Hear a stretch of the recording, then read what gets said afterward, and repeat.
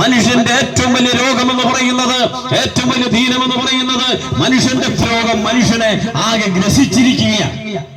അങ്ങേ ഭരണതലത്തിൽ നോക്കിയാൽ, പ്രതിപക്ഷ നിലയിൽ നോക്കിയാൽ, സാമാന്യ ജനത്തിനിടയിലേക്ക് നോക്കിയാൽ സകല മനുഷ്യരും ഒരുപോലെ പാപം ചെയ്ത് ദൈവത്തെ വിട്ടുപോയി. അതുകൊണ്ടാണ് യേശുക്രിസ്തു പ്രസ്താവന പറഞ്ഞത്.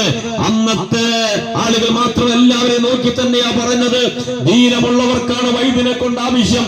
പാപഭാരത്താൽ രോഗത്താൽ വലിയുന്ന മനുഷ്യ, ഇതാ ഒരു വൈദ്യൻ. ഞാൻ ഇങ്ങനെ പറയാറുണ്ട്, പാപത്തിന്റെ രോഗത്തിൽ ചികിത്സിപ്പാൻ അനേക വൈദ്യന്മാരില്ല, ഒരേ ഒരു വൈദ്യനാണ്. നമുക്കറിയാം, നമ്മുടെ നാട്ടിൽ രോഗം വന്നാൽ, കണ്ണിനൊരു അസുഖം വന്നാൽ ആ കണ്ണിന്റെ സ്പെഷ്യലിസ്റ്റ് ഉണ്ട്, ഐ സ്പെഷ്യലിസ്റ്റ്.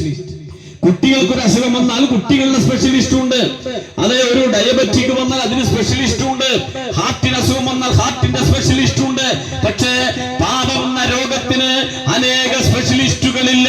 പാപം എന്ന രോഗത്തിന് അനേക വൈദ്യന്മാരില്ല, ഒരേ ഒരു വൈദ്യനേയുള്ളൂ. ആ വൈദ്യന്റെ പേരാണ് നസറായായിരിക്കുന്ന യേശു ക്രിസ്തു.